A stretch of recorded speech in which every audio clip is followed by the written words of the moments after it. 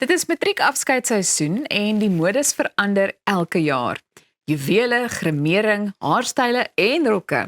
En liewe Lorraine Olivier van Style & Make-up Effect kuier vandag by ons om oor die jaar se modegiere te gesels. Lorraine, welkom terug. Dankie Elsa. Dit is altyd lekker om met jou te gesels. Ek bedoel, ons weet die matriekafskeidsseisoen is nou eintlik alreeds hier, want dit is mos maar lang beplanning en baie beplanning wat daarin gaan. So, raak jy nog opgewonde wanneer hierdie tyd van die jaar aanbreek? Ek raak opgewonde en ek raak ook nervus, want die meisies begin al hoe meer lank vir die tyd beplan. Ek meen, my dogter is nou graad 11. Sy het al klaar 'n rok vir volgende jaar se matriekafskeid. So hulle weet presies wat hulle wil hê, maar ook hoekom ek nervus raak daaroor is om almal in te pas. Daar is nie meer 'n geval van ons doen sommige gaan ons eie make-up by die huis nie. Almal wil 'n plekkie hê, so om almal net te akkommodeer, raak ek se partykeer so 'n bietjie nervus. Maar ja, ek raak ook opgewonde want ek sien elke jaar verskillende style en ek love hoe die meisies net hulle self embrace. Nou ek hoor mense verwys deesdae na 'n sogenaamde moderne meisie. Wat is 'n moderne meisie en vind jy dit 'n bietjie makliker om so 'n meisie te grimeer? In 'n mate is dit makliker want hulle is baie effortless. Die meisies hulle het so 'n goeie velsorgroutine, so hulle almal se velle is so mooi en hulle soek die minimalistiese look, maar dan raak ek ook partykeer so 'n bietjie nervus want hulle weet baie wat aangaan. Hulle kyk TikTok wat ek nie eens kyk nie, so hulle is so op hoogte van al die trends en wat aangaan. So ons moet die hele tyd op hoogte bly van al hierdie trends en alles wat hulle wil hê. So ja, partykeer raak ek so 'n bietjie nervus. Ek moet nou eers weer gaan TikTok kyk en so 'n paar tips weer gaan vang van wat is op die mark en so aan. Maar ja, die meisies weet definitief, hulle is so seker van hulle self en hulle weet presies wat hulle wil hê. Wat eintlik 'n goeie ding is, jy weet, want ek dink nou terug aan die jaar toe ek gematrikuleer het en ons het nog met prentjies, jy weet, na die haarstylist toe gegaan en die grimeerkunstenaar. Nou is dit eers sosiale media wat so groot impak het. Goed, so wat is sommige van die grootste make-up trends of neigings van jaar? Ek dink die soft glam trek homself maar deur van die red carpet na matriekafskeid en selfs troues. So die soft glam is definitief trendy en dan daai nou make-up look is nog steeds baie in die meisies, omdat hulle velle klaar so mooi is, hulle wil amper niks op hulle velle hê nie. En dan soek hulle net so 'n bietjie mascara of hulle wil net 'n feature tint hê.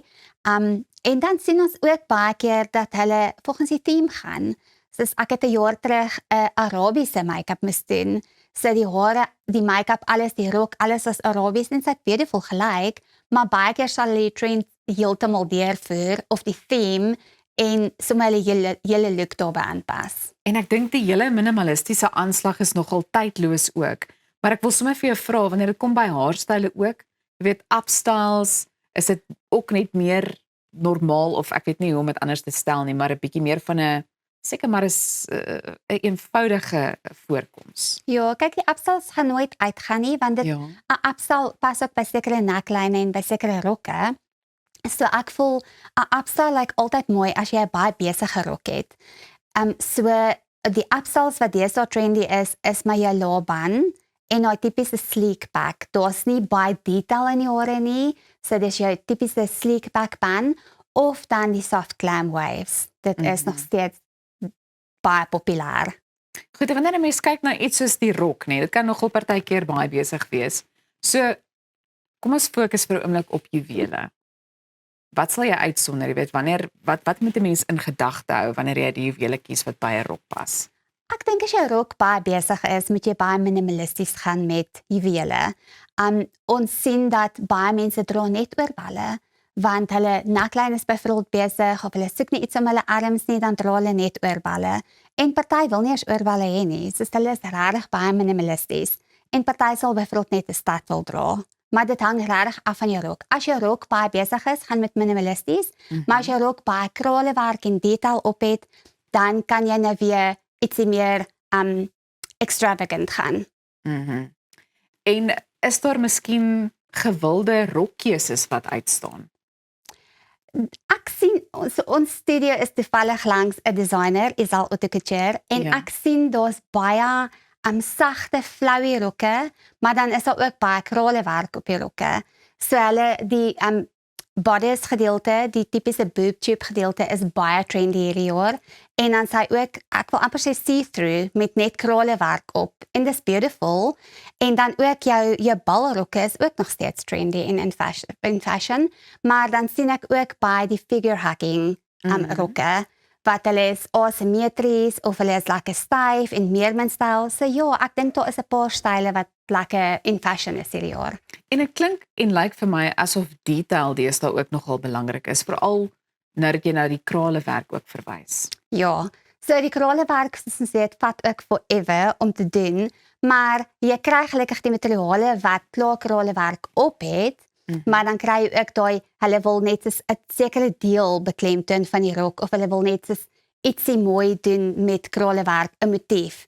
So ons sien daai ook nogal definitief hierdie jaar. Ek wil tog vir jou vra, is daar enige styl wat miskien maar finaal die trekpas behoort te kry? Met make-up of met rokke? Is sommer albei. Kom, ek is nuuskierig. Ek dink nie met rokke, ek dink die baie besige rokke en soos die super wye rokke is besig om plek te maak vir jou meer sagte balrokke en so sagte flowy rokke. Met make-up sal ek sê die donker smoky eye het definitief plek gemaak vir 'n meer natuurlike bruin smoky eye, of 'n baie meer sagte oogie met net mooi lashes.